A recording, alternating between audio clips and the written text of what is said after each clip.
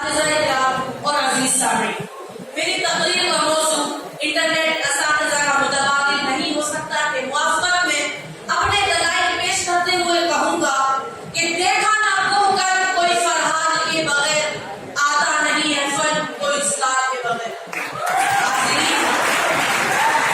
یقیناً 20ویں صدی کی ایجاد انٹرنیٹ آج انسانی زندگی کے لیے ایک ناگزیر چیز بن گیا ہے، اور اس کے ذریعے ہم ہر طرح کی معلومات حاصل کر سکتے ہیں، مگر انٹرنیٹ استاد کا متبادل ہوا ہے نہ ہوگا، کیونکہ علم کے مقررہ مقاصد کے حصول کے لیے اساتذہ کا رول بہت اہمیت کا حامل ہے۔ اچھے اساتذہ کبھی بھی صرف نصابی کتب پر پورا اعتماد نہیں کرتے، بلکہ وہ اپنی تخلیقی صلاحیت اور مطالعے کی وجہ سے بچوں میں نصاب کے علاوہ بہت ساری مہارتیں پیدا کرتے ہوئے انہیں مستقبل کے لیے تیار کرتے ہیں۔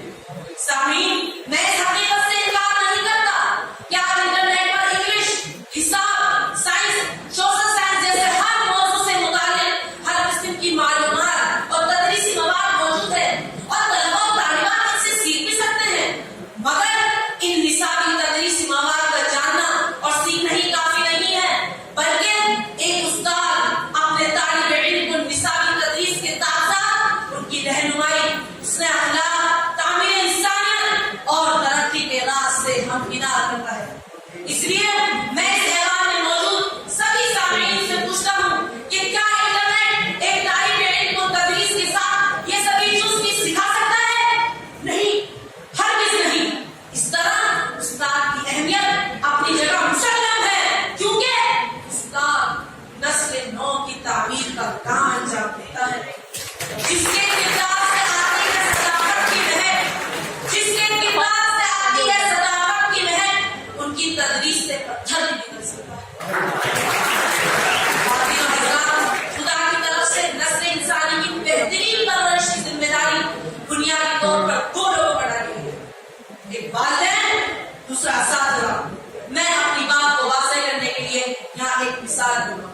ایک اسکول میں دو استاد ایک جیسی دو جماعت کو پڑھا رہے ہیں۔ ایک استاد اپنے طلباء کی ہر قدم پر رہنمائی کرتے ہوئے ان کی تعریف اور حوصلہ افزائی کرتا ہے، جس کی وجہ سے جماعت کے سبھی طلباء اچھی کارکردگی کے ساتھ اچھے نمبرات سے کامیاب ہوتے ہیں۔ تو وہیں دوسری طرف دوسرا استاد اپنے طلباء کی نہ ہر قدم پر رہنمائی کرتا ہے، نہ تعریف اور نہ حوصلہ افزائی کرتا ہے، جس کی وجہ سے جماعت کے سبھی طلباء غیر مناسب کارکردگی اور ناقابل قبول نمبرات سے کامیاب ہوتے ہیں۔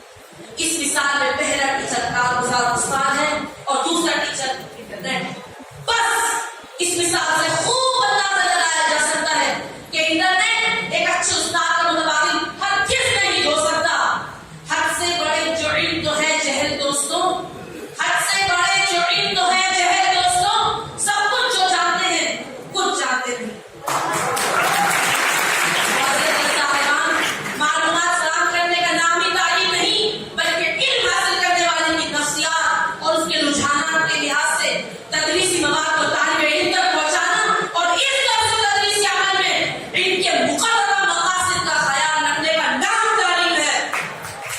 ان سبھی مثال کا ایک اچھا استاد پوری طرح دھیان رکھتا ہے، جبکہ انٹرنیٹ ایسا کچھ نہیں کرتا، بلکہ اچھے برے سبھی طرح کی ذمہ داری مکمل طور پر طالب علم پر عائد ہوتی ہے۔ اس لیے